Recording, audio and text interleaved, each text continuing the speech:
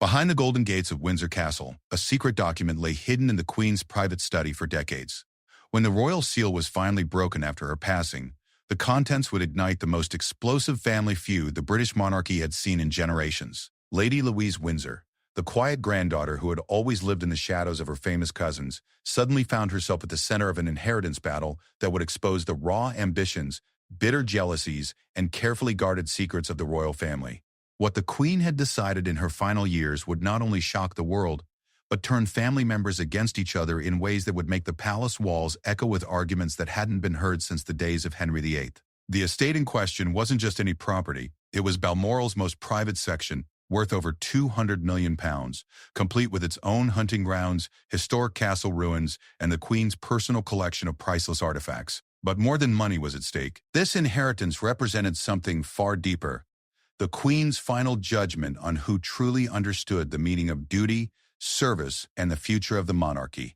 As news of the inheritance spread through the corridors of Buckingham Palace, one question burned in everyone's mind.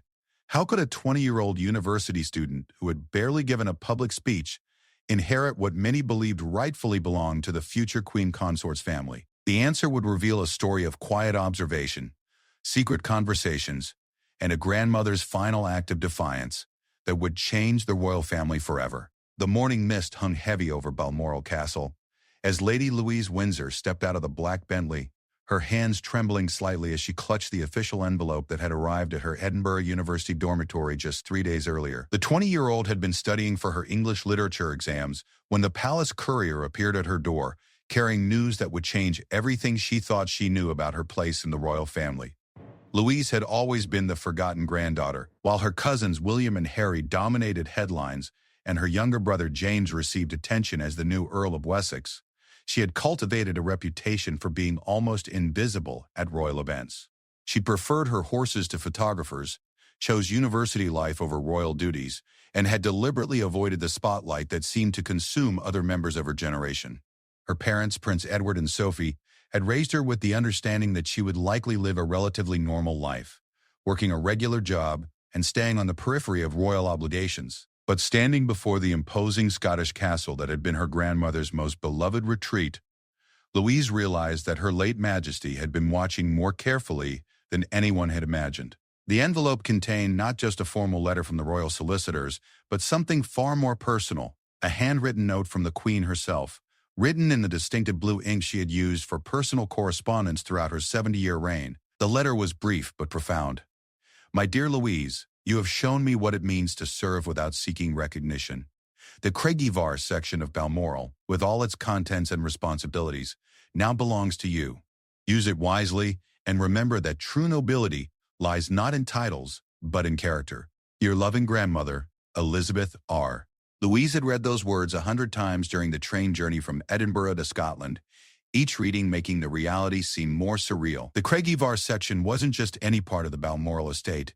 It was the Queen's most private sanctuary, a 1,500-acre stretch of highland wilderness that included a restored 16th-century tower house, private gardens that the Queen had designed herself, and a collection of personal artifacts that had never been displayed publicly. More importantly, it was where the Queen had retreated when she needed to escape the pressures of monarchy, where she had written her most personal thoughts, and where she had made some of the most crucial decisions of her reign. The inheritance had sent shockwaves through the royal household before Louise even knew about it. Palace staff whispered in corridors about the unprecedented nature of the bequest. Never in the history of the monarchy had such a significant private estate been left to someone so far from the direct line of succession.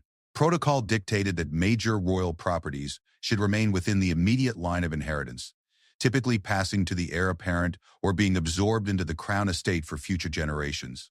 But the Queen had structured this inheritance in a way that made it legally unassailable. Years before her death, she had quietly transferred the Craigievar section into a private trust, removing it from the crown estate and making it her personal property to dispose of as she wished.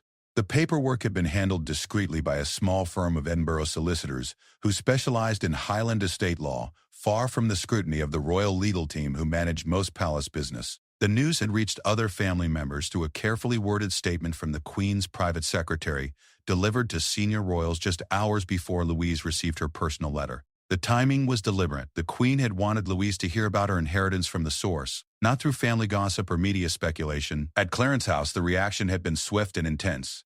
Camilla, now Queen Consort, had been entertaining her son Tom Parker Bowles and daughter Laura Lopes when the palace secretary arrived. The three had been discussing renovation plans for Rainmill House, Camilla's private country estate, when the official notification interrupted their conversation. Tom Parker Bowles, a successful food writer who had always maintained a respectful distance from royal affairs, found himself unusually vocal about the inheritance. "It's not about the money," he had told his mother and sister as they sat in stunned silence.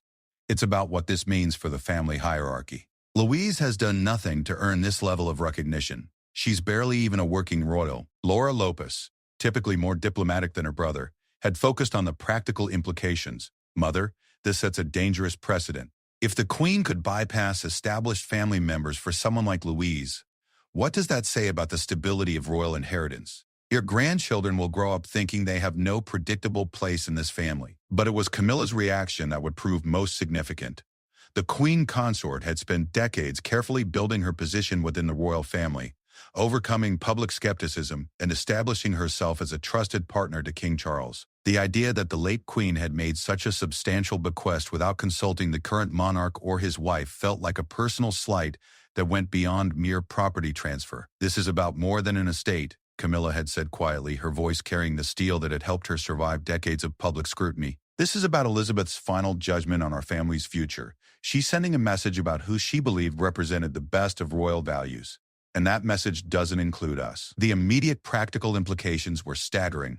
The Craigiever estate generated substantial income through its organic farming operations, rare whiskey distillery, and exclusive hunting rights that were leased to wealthy international clients. The annual revenue exceeded £2 million, making Louise financially independent in a way that most minor royals could never achieve. More significantly, the estate included the Queen's private study, which contained personal papers, photographs, and memorabilia that historians would consider invaluable. Louise had spent her first night at Craigiever, walking through rooms that felt like a museum of her grandmother's private life.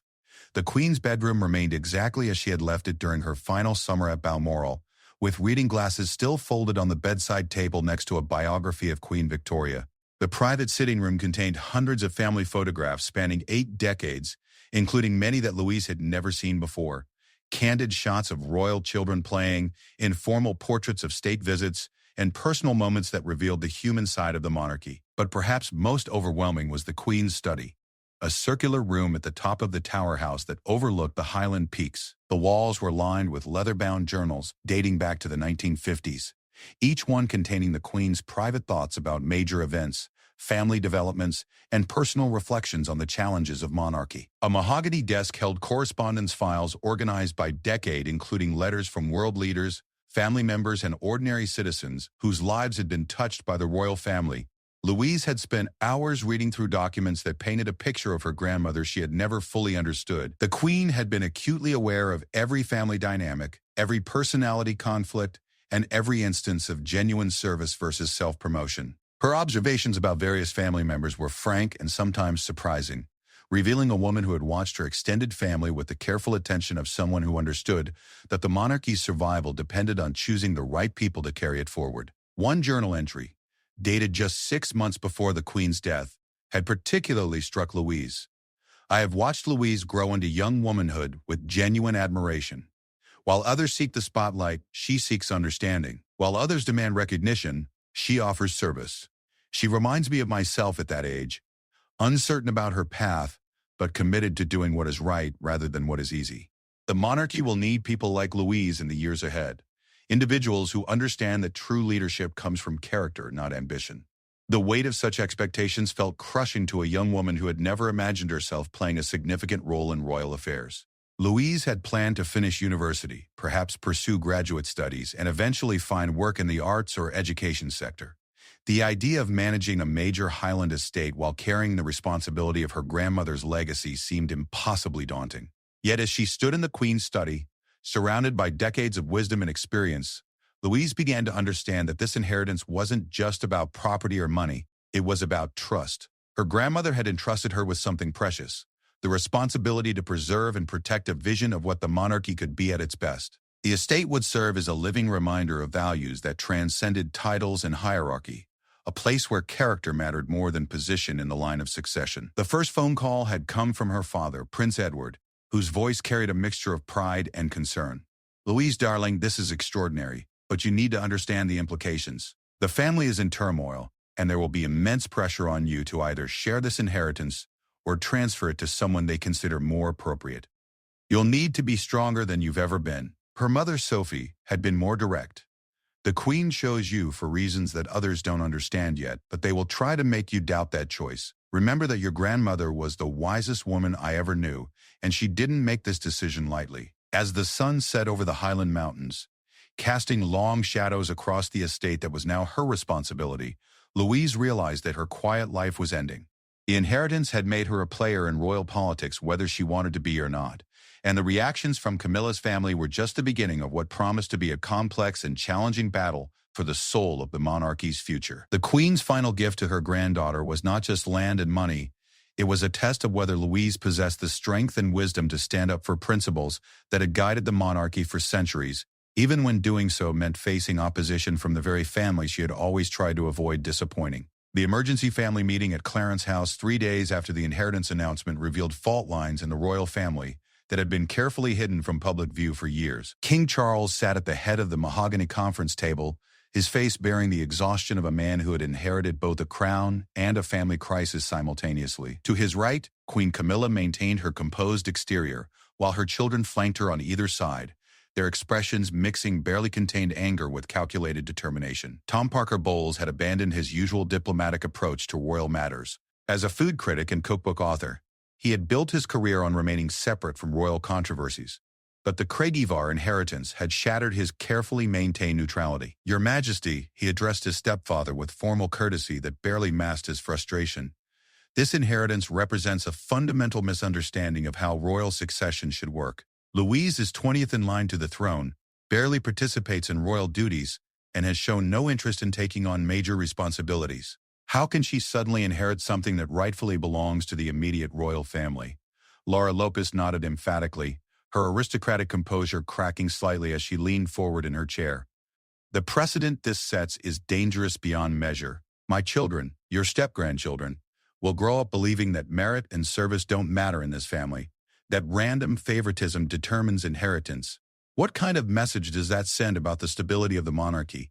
King Charles found himself in an impossible position. As the new monarch, he needed to maintain family unity while respecting his mother's final wishes, even when those wishes seemed designed to create maximum disruption. "The Queen's decision was made with her complete mental faculties intact," he said carefully, his voice carrying the weight of someone who had spent decades learning to balance family loyalty with institutional responsibility. "The legal documents are ironclad, and challenging them would create exactly the kind of public spectacle that would damage the monarchy far more than accepting this inheritance." Camilla's response was measured but pointed. "Charles, this isn't about legal challenges or public spectacle. This is about family respect and appropriate hierarchy. Your mother spent her final years making decisions that seemed specifically designed to elevate people who had done nothing to earn their position, while ignoring those who had sacrificed for this institution." Her voice carried decades of accumulated frustration about her position in the royal family, carefully modulated but unmistakably bitter. The Queen Consort had spent years proving herself worthy of royal acceptance, enduring public criticism and media scrutiny while supporting Charles through his most difficult period. The idea that Louise, who had contributed virtually nothing to royal duties, could receive such a significant inheritance felt like a fundamental rejection of Camilla's efforts to establish legitimacy within the family structure. "My children have shown nothing but respect for this institution," Camilla continued, her composure beginning to fracture slightly. "They've maintained appropriate distance when asked, supported you unconditionally, and never sought to profit from their connection to the monarchy. Yet they're bypassed in favor of someone whose greatest achievement is remaining invisible at state occasions." Prince William, who had remained silent during the initial exchanges, finally spoke with the authority of someone who understood that his own future reign would be affected by how this crisis was resolved. "The deeper issue here isn't Louise or even the specific inheritance. It's that we're discovering grandmother made major decisions without consulting anyone, decisions that affect family dynamics for generations. If she could transfer Craigievar without discussion, what other surprises might we encounter as we sort through her estate?" The question hung in the air like a threat. Royal inheritance had traditionally been predictable, following established patterns that ensured stability and continuity. The Queen's unilateral decision to gift such a substantial estate to a minor royal suggested either a breakdown in family communication or a deliberate strategy to reshape royal priorities that no one had anticipated. Princess Anne, characteristically direct, cut through the diplomatic language with uncomfortable clarity.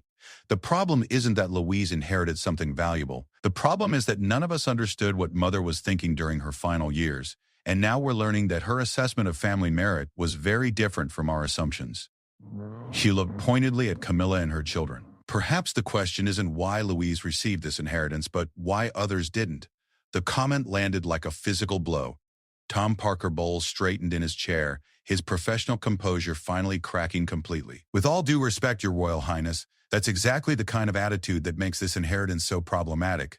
The suggestion that my family somehow failed to meet the Queen's standards is both unfair and destructive.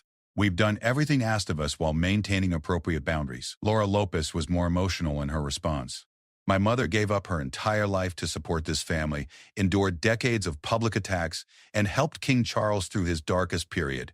The idea that she somehow failed some secret test that Louise passed is insulting beyond measure. King Charles raised his hand to stop the escalating argument, but the damage was already done. The inheritance had exposed resentments and assumptions that had been carefully buried for years, creating divisions that would be difficult to heal, even with time and effort. Meanwhile, at Credivar, Louise was discovering the practical complexities of her inheritance in ways that no family meeting could have prepared her for. The estate employed 47 people full-time, from gamekeepers and farm workers to house staff and groundskeepers. Each employee had worked for the Queen personally, developing relationships that went beyond mere employment to something approaching family loyalty. Mrs. Margaret MacDonald, the estate manager who had served the Queen for 32 years, had become Louise's unofficial guide to understanding both the property and the expectations that came with it. Your grandmother didn't just give you land, Lady Louise, she explained as they walked through the organic vegetable gardens that supplied the castle's kitchen. She gave you responsibility for an entire community that depends on this estate for their livelihoods and their identity. The financial realities were staggering. The estate's annual operating budget exceeded £1.8 million, covering everything from staff salaries and equipment maintenance to conservation projects and infrastructure improvements. The income streams were diverse but required careful management. The organic farm produced specialty crops for high-end restaurants, the whiskey distillery created limited-edition bottles that sold for premium prices, and the exclusive hunting rights generated substantial revenue from wealthy international clients who paid enormous fees for the privilege of stalking Highland deer in the Queen's private preserve. But beyond the financial complexities lay deeper responsibilities that Louise was only beginning to understand. The Queen had used Credivar as a testing ground for conservation initiatives that were later implemented across other royal estates. The property served as a refuge for endangered Highland wildlife, a research center for sustainable farming practices, and a model for how traditional estates could balance historical preservation with environmental protection. Louise discovered detailed files outlining the Queen's vision for the estate's future, including plans for expanded renewable energy projects, wildlife corridors connecting to neighboring properties, and educational programs that would allow university students to study conservation techniques in a real-world setting. The Queen had imagined Craigiar as a living laboratory for sustainable land management, a place where traditional Highland culture could coexist with modern environmental science. The weight of such expectations would have been overwhelming for anyone, but for a 20-year-old university student who had never managed anything more complex than her own study schedule, it felt impossible. Louise found herself questioning not just her ability to fulfill her grandmother's vision, but her right to try. The first direct confrontation came through an unexpected phone call from Tom Parker Bowles, who had obtained Louise's mobile number through palace contacts and called her directly rather than working through official channels. His voice carried the polished authority of someone accustomed to conducting business at the highest levels. "Louise, I think we need to discuss this inheritance situation frankly," he said without preamble. "You're a bright young woman, but you must realize that accepting this estate puts you in an impossible position. You don't have the experience to manage something this complex, and you certainly don't have the family support necessary to succeed." Louise had been expecting such a call, but hearing the words still felt like a physical blow. "Tom, I understand this is complicated for everyone, but the Queen made her decision for reasons I'm still trying to understand. I'm not going to abandon her wishes just because they're inconvenient." "This isn't about convenience," Tom replied, his tone shifting to something more paternalistic. This is about reality. Managing Cregivar requires connections you don't have, expertise you haven't developed, and political sophistication you've never needed. The responsible thing would be to transfer this inheritance to family members who can actually handle it properly. The suggestion that she was inherently incapable of managing her inheritance because of her age and inexperience struck Louise as both condescending and revealing. Are you suggesting I should give up my inheritance because I'm not qualified, or because your family feels entitled to it instead? The directness of the question clearly caught Tom off guard. I'm suggesting that you should consider what's best for the monarchy as a whole, rather than clinging to something you can't handle out of personal pride. Louise's response surprised even herself with its firmness. What's best for the monarchy is honoring the wisdom of the woman who led it successfully for 70 years. If the Queen believed I could handle this responsibility, then perhaps the question isn't whether I'm qualified, but whether I'm willing to become qualified. The conversation ended shortly after, but its implications resonated far beyond the immediate exchange. Louise realized that the family pressure would only intensify as the practical complexities of the inheritance became apparent, and that she would need allies if she hoped to fulfill her grandmother's expectations while maintaining family relationships. The Queen's private papers revealed that she had anticipated exactly this scenario. A sealed letter, addressed to Louise personally, dated just 1 month before the Queen's death, contained advice that seemed almost prophetic.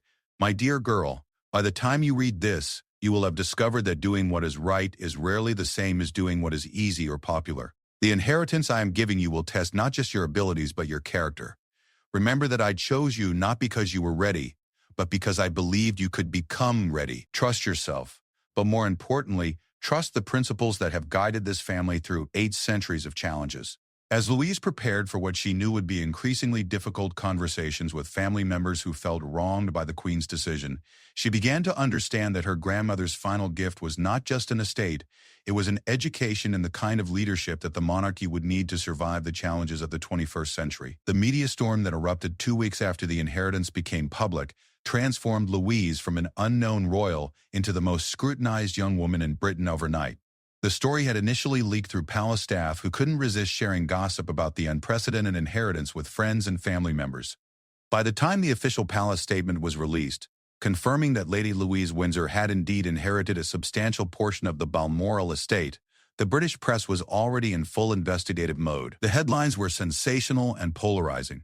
The forgotten granddaughter's fortune, royal inheritance shocker, Louise gets the prize, and most damagingly, why did the Queen snub Camilla's children?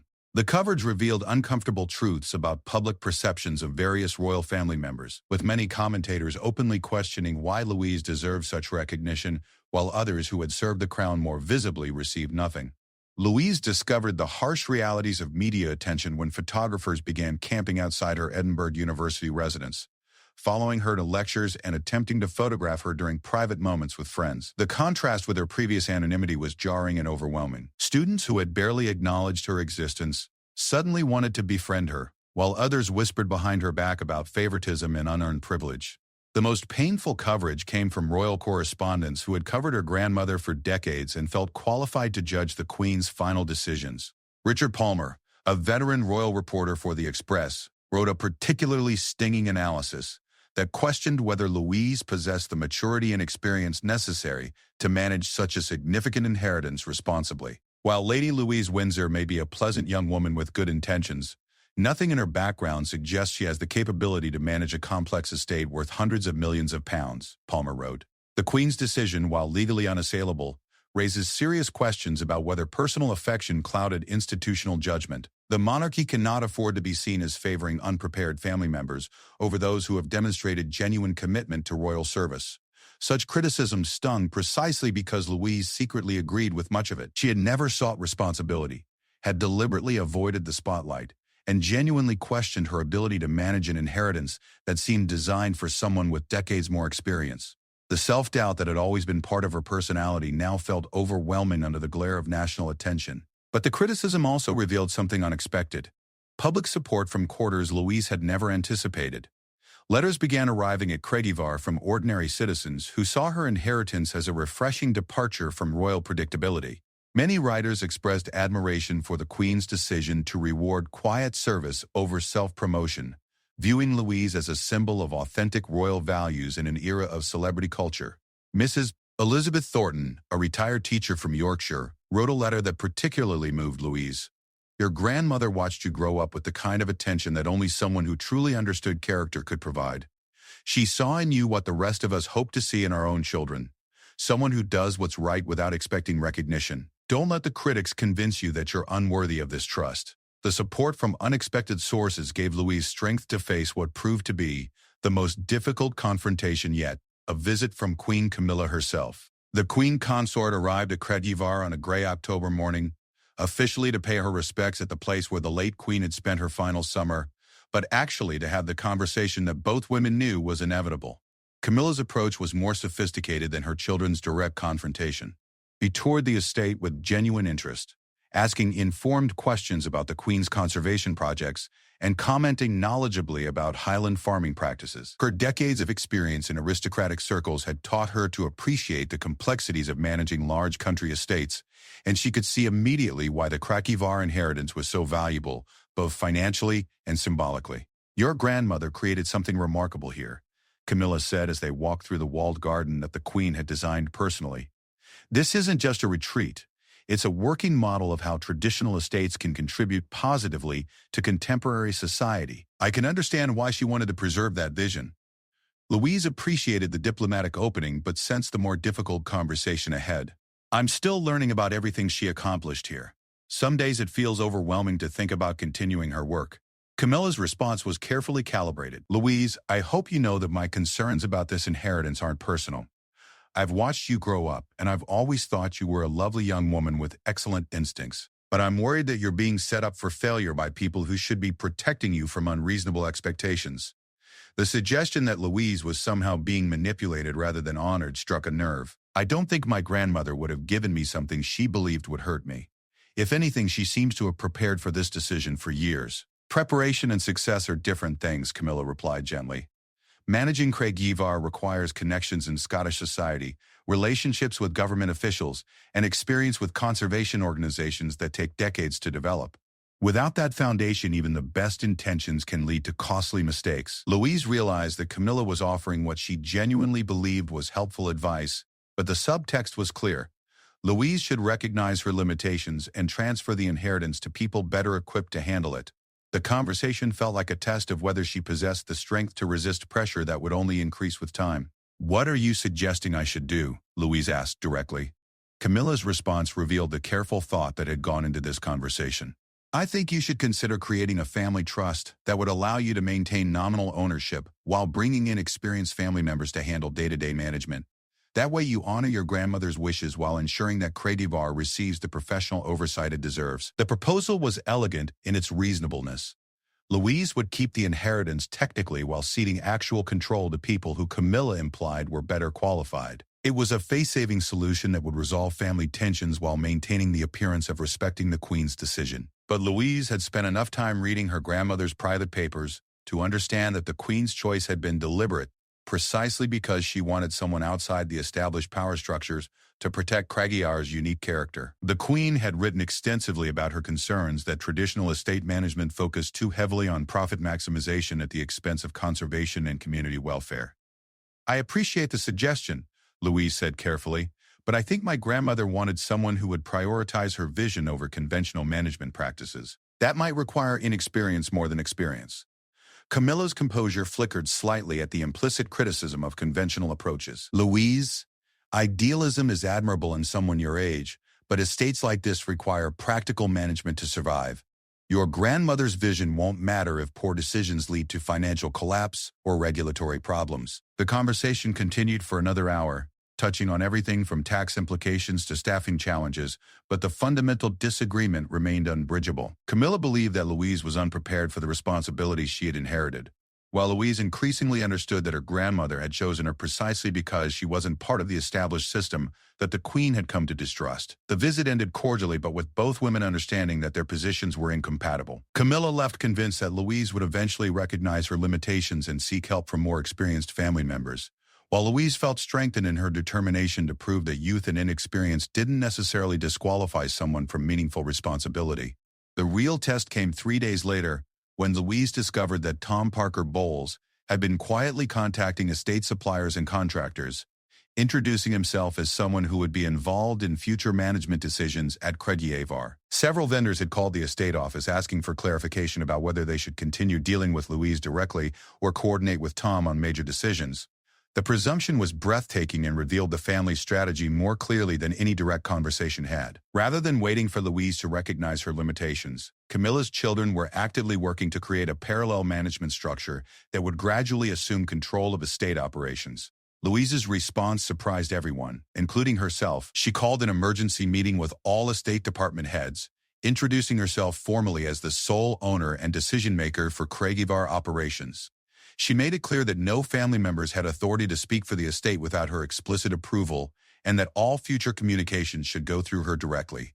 "I know many of you have concerns about my age and experience," she told the assembled staff. "Those concerns are reasonable, and I share many of them.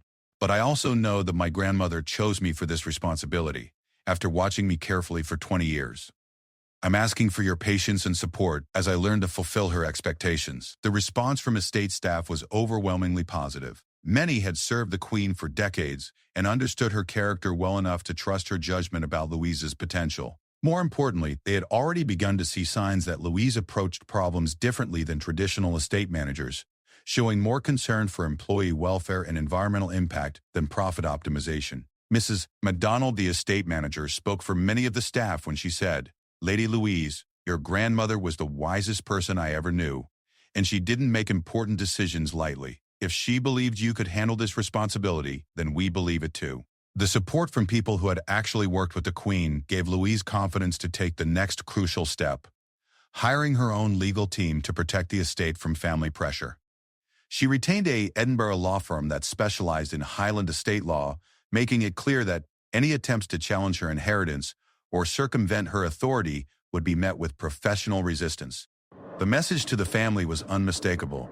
Louise might be young and inexperienced, but she wasn't naive or easily intimidated. The quiet granddaughter who had spent years avoiding conflict was discovering that some things were worth fighting for, and that her grandmother's final gift included the expectation that she would be strong enough to defend it. The confrontation that would define Louise's relationship with Camilla's family for years to come began with what seemed like a routine request. Laura Lopez had asked to visit Granddaughter to collect some personal items that she claimed the Queen had promised to her children. Specifically, a collection of antique children's books that had been read to multiple generations of royal children, and a music box that had allegedly been earmarked for Laura's daughter.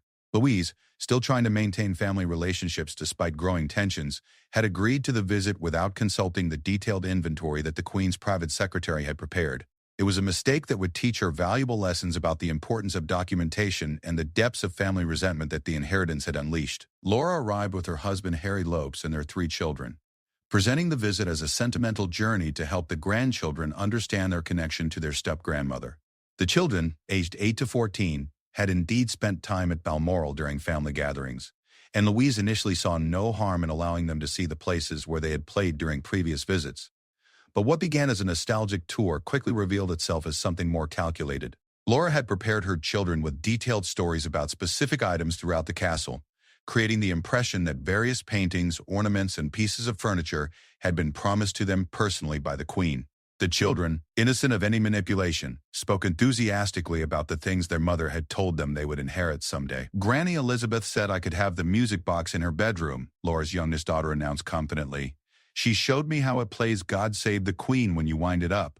Louise found herself in an impossible position. Either she had to contradict a child's innocent beliefs about what her step-great-grandmother had promised, or she had to accept claims that weren't supported by any documentation she had discovered in the Queen's extensive personal records. The situation became more complex when Laura began photographing items throughout the castle, allegedly to help her children remember their visits, but actually creating a detailed catalog of valuable objects that she claimed had sentimental significance for her family. When Louise asked about the photographs, Laura's explanation was smooth and reasonable. "The children want to be able to show their friends pictures of where they spent time with Granny Elizabeth," Laura said. "You know how important it was to her that all the grandchildren felt connected to royal history." But Louise had been reading the Queen's private journals long enough to know that the late Queen had been extremely particular about which items went to which family members, and that she had never mentioned making promises to Camilla's grandchildren about specific inheritances. The Queen's careful documentation of every significant decision made Laura's claims seem increasingly questionable. The crisis erupted when Laura's middle son, encouraged by his mother, attempted to take the music box from the Queen's bedroom, claiming it had been promised to his sister. Louise gently but firmly prevented the removal, explaining that she needed to check her grandmother's records before allowing anything to leave the estate. Laura's reaction revealed the extent of her family's sense of entitlement. "Louise, these children have a relationship with items in this castle that goes back years. You can't simply decide that their memories and connections don't matter because you inherited the property." The argument escalated quickly, with Laura accusing Louise of being selfish and ungrateful, while Louise struggled to maintain her composure while protecting her grandmother's belongings. The confrontation was witnessed by castle staff, who later reported that they had never seen such behavior from guests during the Queen's lifetime. Lady Louise was trying to be reasonable and respectful, Mrs. MacDonald later told other staff members, but Mrs. Lopes was clearly expecting to take whatever she wanted without any oversight. It was quite shocking, really. The incident ended with Laura and her family leaving Craigievar in anger, but not before Laura made a threat that revealed the family's ultimate strategy. "Louise, you're making enemies of people who should be your allies. When you inevitably realize that you can't manage this responsibility alone, you'll need family support. Think carefully about whether alienating us is worth protecting a few sentimental objects." The confrontation forced Louise to confront uncomfortable truths about family dynamics that she had been trying to avoid. The visit hadn't been about helping children maintain connections to their step-great-grandmother. It had been an attempt to establish claims on valuable estate contents that could be leveraged into broader discussions about inheritance and ownership. Louise spent the following week conducting a comprehensive inventory of the castle's contents, working with estate staff who had served the Queen for decades and could provide accurate information about the provenance and significance of various items. What she discovered was both reassuring and disturbing. The Queen had indeed been extremely specific about which items should go to which family members after her death, but those designations bore no resemblance to the claims that Laura's family had made. The music box, for example, had been specifically mentioned in the Queen's private notes as something that should remain at Craigievar as part of the estate's historical collection, not as a gift to any individual. More troubling was the discovery that several valuable items, including a rare first-edition book of Scottish poetry and a small landscape painting by a 19th-century Highland artist, had disappeared from their usual locations sometime during Laura's visit. A thorough search of the castle failed to locate the missing pieces, strongly suggesting that they had been taken without permission. Louise faced a dilemma that tested both her principles and her judgment. Accusing Laura of theft would create a family scandal that could damage the monarchy's reputation, but ignoring the apparent theft would set a precedent that could encourage further violations of the estate's integrity. Her decision to consult with her legal team rather than handle the matter within the family marked a crucial turning point in her approach to estate management. The Edinburgh solicitors advised her to document the missing items thoroughly and to inform palace security about the situation, creating an official record that could be used if future incidents occurred. The legal team also recommended implementing stricter protocols for all family visits to Craigievar, including supervised access to valuable collections and detailed documentation of any items that visitors claimed had been promised to them by the Queen. The suggestions felt extreme for family relationships, but the recent incident had demonstrated that informal trust was insufficient protection for the estate's valuable contents. When news of the missing items reached King Charles through palace security channels, his response revealed the impossible position that the inheritance had created for him. As monarch, he needed to maintain family harmony, but as the Queen's son, he was obligated to protect her legacy and wishes. "Louise, this situation is becoming untenable for everyone involved," he told her during a phone conversation that lasted nearly an hour. "I understand your desire to protect grandmother's belongings, but these kinds of accusations are exactly what I feared would happen when family members began fighting over inheritance matters." Louise's response surprised the king with its directness. "Your Majesty, I'm not fighting over inheritance matters. I'm protecting property that legally belongs to me and that grandmother specifically wanted preserved at Craigievar. If family members can't respect those boundaries, then the problem isn't with my management, it's with their expectations." The conversation revealed how much Louise had changed since receiving her inheritance. The uncertain young woman who had initially questioned her worthiness for such responsibility was developing into someone who could defend her grandmother's wishes even when doing so created family conflict. King Charles recognized the transformation but worried about its implications for family unity. "Louise, you're developing admirable strength, but you need to consider the broader consequences of your decisions. The monarchy depends on family cohesion, and these disputes are becoming public in ways that could damage all of us." Louise understood the king's concerns but had begun to see the situation from her grandmother's perspective. I think grandmother gave me this inheritance precisely because she knew that preserving her values might require someone willing to resist family pressure. Maybe family cohesion isn't as important as family integrity. The comment struck at the heart of the royal family's ongoing struggles with balancing personal relationships against institutional responsibilities. Louise was articulating a philosophy that prioritized principles over harmony, approach that had guided the queen throughout her reign, but that many family members found uncomfortable when applied to their own behavior. The missing items were never recovered, and Laura never acknowledged taking them. But the incident established a new dynamic in Louise's relationships with Camilla's family. They now understood that she wouldn't be pressured into compromising the estate's integrity for the sake of family peace, while she learned that their interest in Cregievar extended far beyond sentimental connections to include financial calculations about valuable objects and potential future claims. The lesson was painful but necessary. Louise could honor her grandmother's memory and maintain family relationships, but only if family members were willing to respect the boundaries that came with her inheritance. Those who couldn't respect those boundaries would have to be treated as potential threats to the estate's welfare rather than trusted family members. The final confrontation came on a bitter February morning, exactly 1 year after the Queen's death, when Tom Parker Bowles arrived at Cregievar with a proposal that he clearly believed Louise couldn't refuse. He brought with him a comprehensive business plan, prepared by a prestigious London consulting firm, complete with financial projections, marketing strategies, and organizational charts that reimagined the estate's future in ways that would maximize profitability while maintaining what he called. Louise received him in the Queen's former study, surrounded by her grandmother's journals and personal papers, a setting that she had chosen deliberately to remind herself of the values that the Queen had wanted preserved. Tom's presentation was polished and professional, delivered with the confidence of someone accustomed to proposing solutions to complex business problems. Louise, I've spent the past year watching you struggle with responsibilities that would challenge someone with decades of experience, he began, his tone carefully balanced between concern and condescension. You've shown admirable determination, but the reality is that Cregievar's potential is being wasted under current management. This estate could be generating 3 times its current revenue while serving as a model for sustainable luxury tourism throughout the Highlands. The business plan was indeed impressive, outlining strategies for converting portions of the castle into exclusive guest suites, developing the hunting grounds for premium corporate retreats, and establishing partnerships with luxury travel companies that specialized in aristocratic experiences. The financial projections suggested that such changes could increase annual revenue from £2 million to over £6 million within 5 years. But as Louise read through the detailed proposals, she realized that Tom's vision would fundamentally transform everything that the Queen had valued about Cregievar. The emphasis on profit maximization would require reducing staff, limiting conservation programs, and opening private spaces that the Queen had considered sacred to commercial exploitation. The Queen's bedroom would become the Princess Elizabeth suite, Tom explained enthusiastically, apparently oblivious to how disturbing Louise found the suggestion.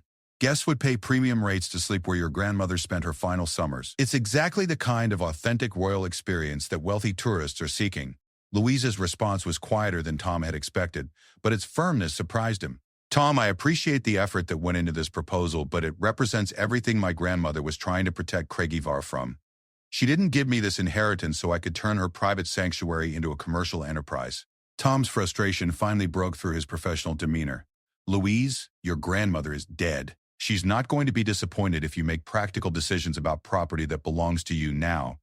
What she would be disappointed by is watching you drive this estate into bankruptcy because you're too sentimental to make necessary changes. The suggestion that honoring the Queen's wishes was merely sentimentality struck Louise as deeply offensive, but it also revealed the fundamental difference in how she and Tom understood the inheritance. For him, the estate was an asset to be optimized. For her, it was a trust to be preserved. The estate isn't in financial trouble, Louise replied. We're meeting all our obligations while maintaining the conservation programs and community employment that my grandmother valued. Just because we're not maximizing profit doesn't mean we're failing. Tom's response revealed the depth of his family's resentment about the inheritance. Louise, you're 21 years old with no business experience, no understanding of Highland politics, and no appreciation for the complexities of managing a property this significant. The responsible thing would be to admit your limitations and bring in people who actually know what they're doing. The conversation continued for nearly 2 hours, with Tom alternating between reasonable arguments about estate optimization and increasingly direct challenges to Louise's competence and authority. He had clearly expected that a year of management challenges would have convinced her to seek help from more experienced family members, and her continued independence frustrated him beyond his ability to maintain diplomatic courtesy. The breaking point came when Tom suggested that Louise's attachment to her grandmother's vision was actually a form of emotional instability that made her unfit to manage the inheritance. Your grandmother has been dead for a year, Louise. At some point, you need to stop trying to have conversations with her through this estate and start making decisions based on current reality. Louise's response revealed how much she had changed during her year as estate owner. Tom, my grandmother spent 70 years learning how to balance tradition with change, how to preserve values while adapting to new circumstances. I'm not trying to have conversations with a dead woman. I'm trying to learn from a leader who understood something about long-term thinking that you clearly don't. The comment struck home because it was accurate. Tom's business plan focused entirely on short-term revenue maximization, without considering the environmental, social, or cultural costs of commercializing the estate. His proposals would generate impressive profits for several years, but would ultimately destroy the unique character that made Granddaughter valuable. Tom's final argument revealed the extent of his family's sense of entitlement. Louise, this inheritance should have gone to people who understood its value and could protect it properly. Your grandmother made a mistake in her final years, and the responsible thing for you to do is correct that mistake by transferring management to people who can handle it. Louise's response was the strongest statement she had made since inheriting Granddaughter. Tom, the only mistake my grandmother made was underestimating how much some family members would resent her decision to reward character over ambition. I'm not transferring anything to anyone. This estate belongs to me, and I'm going to manage it according to her vision, not yours. The conversation ended with Tom leaving in obvious anger, but Louise felt stronger and more confident than she had since receiving the inheritance. The repeated attempts to pressure her into surrendering control had forced her to articulate her own vision for the estate, and to develop the skills necessary to defend that vision against sophisticated opposition. 6 months later, Louise announced the establishment of the Queen Elizabeth Highland Conservation Trust, a charitable foundation that would use Granddaughter as a headquarters for research into sustainable land management, wildlife conservation, and community-based rural development. The Trust's board included respected Scottish conservationists, Highland community leaders, and representatives from the University of Edinburgh's Environmental Studies program. The announcement generated positive coverage in environmental publications and Highland newspapers, establishing Louise as a serious voice in conservation circles rather than simply a young woman who had inherited valuable property. More importantly, it demonstrated that she had developed her own vision for fulfilling her grandmother's expectations while adapting to contemporary challenges. The royal family's response to the trust announcement revealed how completely the inheritance had reshaped family dynamics. King Charles issued a statement praising Louise's commitment to conservation and environmental stewardship, effectively endorsing her management approach despite ongoing pressure from other family members to intervene. Prince William and Catherine visited Granddaughter to learn about the trust programs, bringing their children to see the conservation projects and educational facilities that Louise had developed. Their support carried particular weight because they represented the future of the monarchy, and their endorsement suggested that Louise's approach aligned with evolving royal values. But Camilla's family remained hostile, with Tom writing a guest column for The Spectator that criticized what he called amateur conservation efforts that prioritized idealism over practical results. He stopped short of naming Louise directly, but the context made his target clear to anyone following the family dynamics. Laura was more direct in her criticism, telling friends at social gatherings that Louise had wasted a magnificent inheritance on environmental nonsense that will bankrupt the estate within a decade. Such comments inevitably found their way back to Louise, reminding her that the family tensions created by the inheritance were far from resolved. But Louise had learned to measure success by standards other than family approval. The estate was financially stable, the conservation programs were attracting international attention, and the staff who had served her grandmother were thriving under management that prioritized their welfare alongside environmental protection. Most importantly, Louise had discovered capabilities within herself that she never knew existed.